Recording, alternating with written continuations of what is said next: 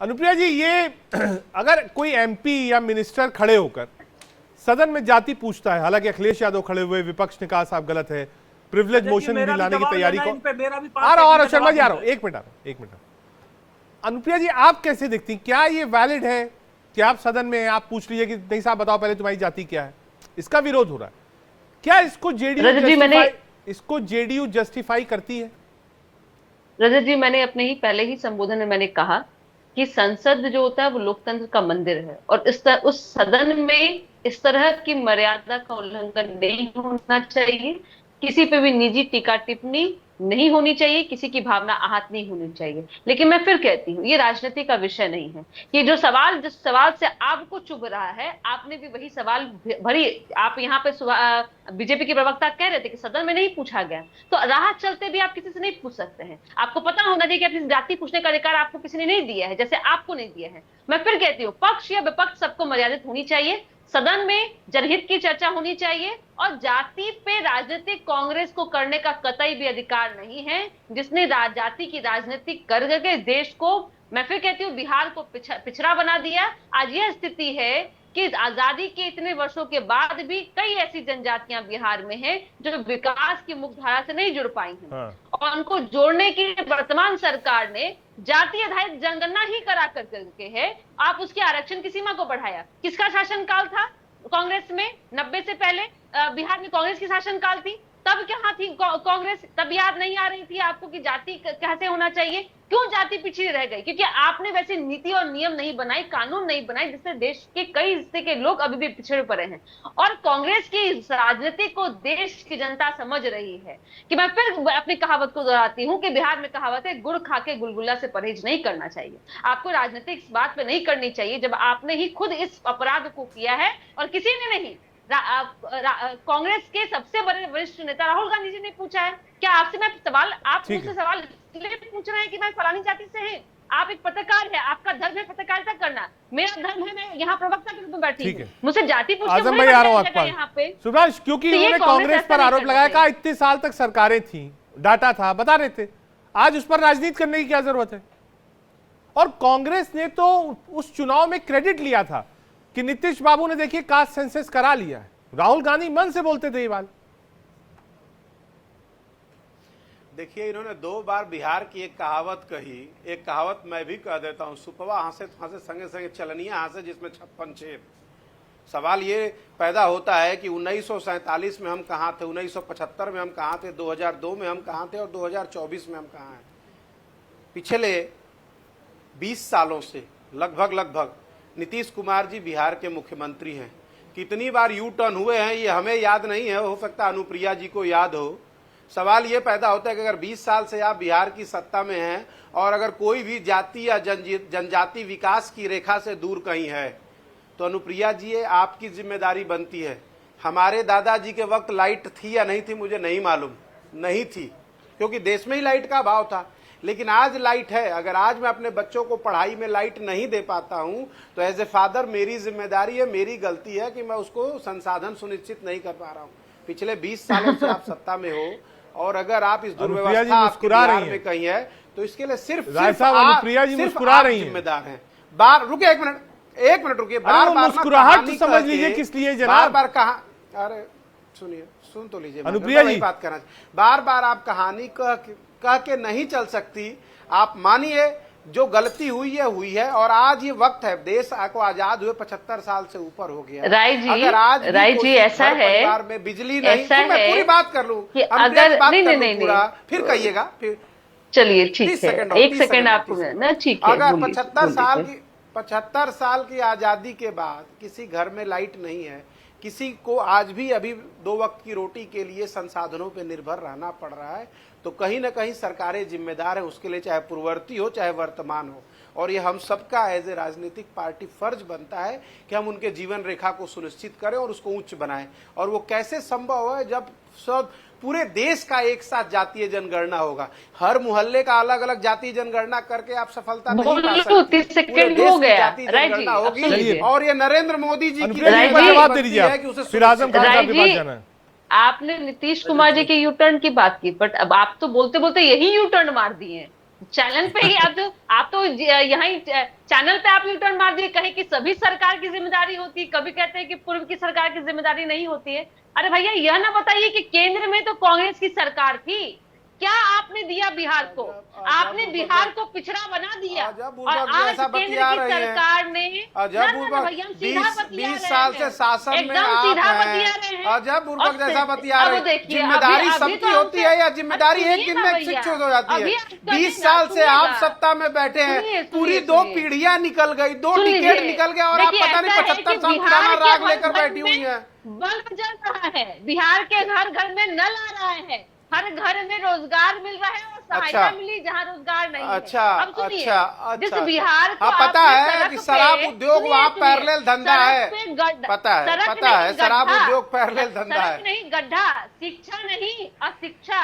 रोजगार नहीं, लूट। आप और आपके सहयोगी दल, क्या है आपके सहयोगी दल का चरित्र पता है ना आपको? और उसके पहले आप सत्ता में 90 से क्यों नहीं आ पाए? कांग्रेस सोचिए, आज कांग्रेस की स्थिति बिहार में क्या है? कहीं की नहीं है कि आपके अपने सहयोगी दल ने आपको घुटना टिका दिया कि पारंपरिक सीट पे आपको चुनाव नहीं लड़ने दिया।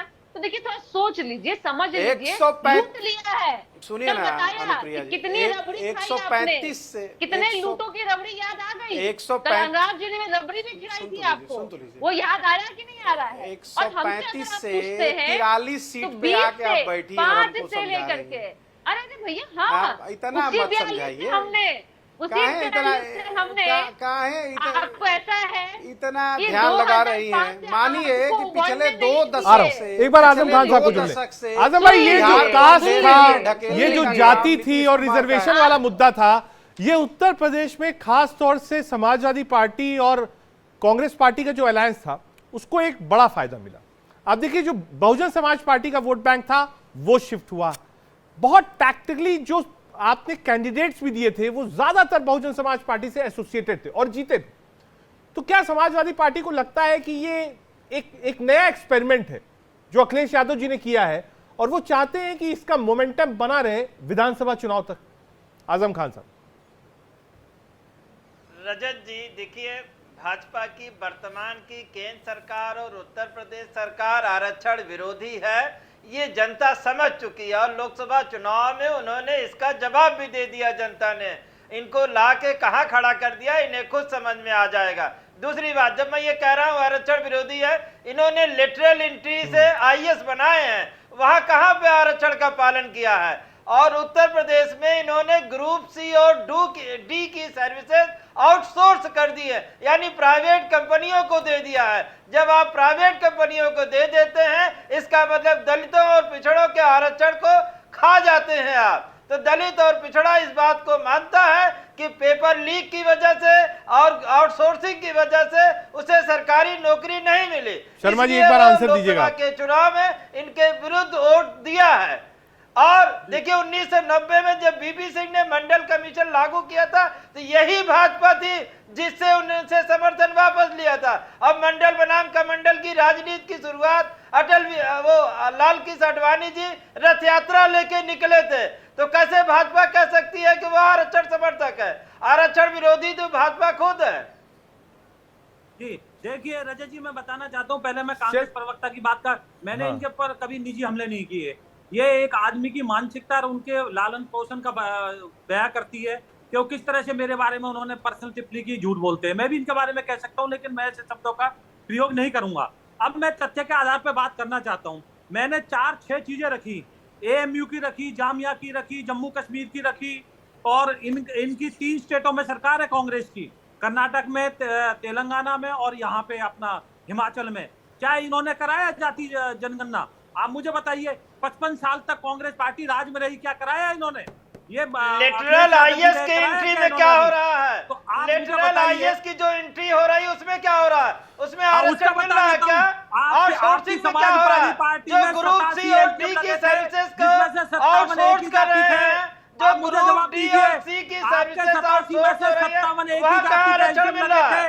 वो 2 सवाल है मेरे। पहली बात, लिटरल एंट्री में आरक्षण मिल रहा है क्या? लिटरल एंट्री में आरक्षण नहीं मिल रहा है। आईएएस की जो लिटरल एंट्री हुई है वहां आरक्षण नहीं मिला, और ग्रुप सी और डी की सर्विसेज आउटसोर्स कर रही है सरकारें, वहां दलितों और पिछड़ों को आरक्षण नहीं मिल रहा है। क्या किया आपने? हमने तो कह दिया अगर जरूरत होगी हम कराएंगे जाति जनगणना, हमने तो मना नहीं किया। नीतीश जी मिले थे प्रधानमंत्री जी से और प्रधानमंत्री जी ने कह दिया हाँ अगर जरूरत है तो करा लेंगे, कब मना किया हमने। लेकिन क्या है, एक सिस्टम होता है, हम देश चला रहे हैं, हम चाहते हैं, हमने किस तरह की योजनाएं लाए हैं जो हर आदमी तक पहुंचे, चाहे वो मुस्लिम, हिंदू, देश सिख, नहीं ईसाई, चला कोई रहे भी हो। हैं। आरएसएस और भाजपा की सिर्फ एक जाति को आरक्षण विरोधी रही है, आरएसएस और भाजपा। लेकिन शर्मा मैं एक चीज समझना चाहता हूँ आपसे। आ रहा हूँ आजम भाई, आ रहा हूँ, एक मिनट, एक सवाल विजय शर्मा जी से ले लेता हूँ। आ रहा हूँ आजम खान साहब, आ रहा हूँ, एक मिनट विजय शर्मा जी के पास। विजय जी, ये जो लोकसभा का चुनाव था,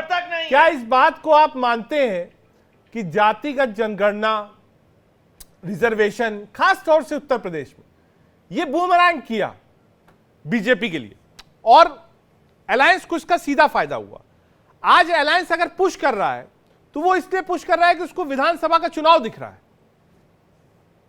देखिए रजत जी, मेरा मानना इससे डिफरेंट है, मैं एग्री नहीं करता आपकी बात से। हाँ। जो हमारे को नुकसान हुआ, जो इन्होंने नैरेटिव बनाने की कोशिश की कि संविधान बदल देंगे, सिर्फ उस बात पे हमारे को नुकसान हुआ है, वो हम मानते हैं, क्योंकि इन्होंने इस तरह से दुष्प्रचार किया हमारे खिलाफ, उससे हमारी कुछ सीटें कम हुई। वो इन्होंने ये सफल रहे दुष्प्रचार करने में, वो मानता हूं मैं, सीटें कम हुई है, उसको हम ठीक करेंगे आगे हर तरह से। अब मोदी जी ने कहा भी था, पब्लिक रैलियों में कहा था कि अगर बाबा साहब अम्बेडकर भी नीचे आ जाए तो भी कोई संविधान को नहीं बदल सकता है, लेकिन ये उसमें डेंट डालने में थोड़ा सा सफल रहे। तो कोई अब अगला इलेक्शन होगा, इनका सुपड़ा साफ हो जाएगा, फिर भी हमारे को एनडीए गठबंधन को आपने देखा होगा। आ रहा हूं, कांग्रेस के वरिष्ठ नेता उदित राज जी हमसे जुड़ गए हैं। बहुत स्वागत है उदित राज जी आपका। और एक लंबी चौड़ी बहस छिड़ी हुई है रिजर्वेशन को लेकर, कास्ट सेंसस को लेकर। आज राहुल गांधी से उनकी जाति पूछी गई, अनुराग ठाकुर जी ने पूछा जात, और बीजेपी कह रही कि नहीं साहब, अगर आप जातिगत जनगणना कराना चाहते हैं तो अपनी जात बताने में आपको दिक्कत क्या है? सवाल यह नहीं है, क्या उन्हें पता नहीं है कि राहुल गांधी जी की जाति क्या है? सवाल यह है कि राहुल गांधी जी दलित पिछड़ों की आवाज बने, जाति जनगणना की मांग किया, तो इनका दर्द दूसरे तरीके से झलका कि आपकी जाति क्या है। अर्थात आप अगर बैकवर्ड नहीं हैं तो आप उनकी बात क्यों कर रहे हैं? यानी किसी तरीके से जो जाति जनगणना की मांग राहुल गांधी जी कर रहे हैं, कांग्रेस पार्टी कर रही है, उसको डाइवर्ट करना, अपमानित करना। कौन नहीं जानता उनकी जाति क्या है? और जब विषयों पर जब राहुल जी बोलते हैं तब तो इस तरह का सवाल या प्रश्न बीजेपी नहीं करती। तो मैं एक सवाल पूछना चाहता हूं कि बीजेपी ओबीसी से क्यों इतना नफरत करती है? जब बीपी सिंह जी ने मंडल कमीशन लागू किया था तब विरोध किया। 2006 में जब हायर एजुकेशन में ओबीसी को रिजर्वेशन दिया गया तब बीजेपी ने विरोध किया। अब जाति जनगणना की बात है तो बीजेपी विरोध कर रही है। ये विरोध बीजेपी क्यों करती है? पिछड़ों का वोट लेना भी चाहती, विरोध भी करना चाहती। विरोध करे तो खुल के करे विरोध, ठीक है हम नहीं, हम इसको नहीं होने दें। लेकिन राहुल गांधी जी को अपमानित करना, गाली देना ठीक है। बीजेपी उदित राज जी एक आरोप यह भी लगा रही है कि कांग्रेस ने पहले इसका विरोध किया था, कहा साहब नहीं होना चाहिए था, प्लस जो आंकड़े यूपीए के पास थे आपने सार्वजनिक क्यों नहीं करे? आज आप क्यों राजनीति कर रहे हैं इस मसले पर? देखिए बात सच है, आप कह रहे हो, परिस्थितियां होती हैं। अब कांग्रेस पार्टी का नेतृत्व नया है, परिस्थितियां बदली हैं। जब अतीत में जो चीज वो हम नहीं कर पाए, या कहा जा सकता है कि उस समय की परिस्थिति भिन्न थी, आज की परिस्थिति भिन्न है। तो ऐसी बात नहीं है कि पार्टियां अपनी नीति नहीं बदलती, विचार नहीं बदलती हैं, और समय अनुसार बदलना पड़ता है।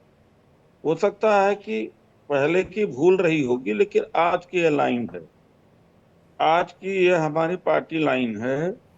इस पर बीजेपी साफ साफ कहे भाई, जब उसको बैकवर्ड का वोट लेना होता है तो मोदी जी को बैकवर्ड का चेहरा के रूप में प्रेजेंट करते हैं ठीक है। 2013-14 के ठीक है। चुनाव में। ठीक ये है। बात है। एक सवाल और है उदित राज जी मेरा, क्या जो रिसेंट इलेक्शन लोकसभा के चुनाव हुए, खास तौर से उत्तर प्रदेश में एक नैरेटिव बना रिजर्वेशन को लेकर, ओबीसी को लेकर, कास्ट सेंसस को लेकर, इससे इंडिया अलायंस को फायदा हुआ? क्या इसीलिए ऑपोजिशन इसको बार बार पुश कर रहा है? नहीं, देखिए ऐसा है कि एक तो वह ही है, हाँ। तो जनता की जो भावना होती, जनता की जो जरूरत है, उसके ऊपर कोई कुछ नहीं होता, पार्टियां भी नहीं होती। लेकिन जब देखा गया 10 साल में जिस तरह से इनइक्वलिटी बढ़ी, धन का जिस तरह से बंटवारा हुआ है, उसमें बहुत असमानता हो। आप लेटरल एंट्री देखिए, उसमें रिजर्वेशन ओबीसी का, एससी का नहीं। फिर कॉन्ट्रैक्चुअल सिस्टम लाया गया, आउटसोर्सिंग कर दी जा रही है गवर्नमेंट की तमाम काम को, उसमें नहीं है। अब एक कौम बहुत ज्यादा फ्रस्ट्रेटेड है कि भाई पहले तो गवर्नमेंट नौकरी होती थी तो कमोबेश सबको थोड़ा बहुत मिल जाता था, एक संतुष्टि होती थी।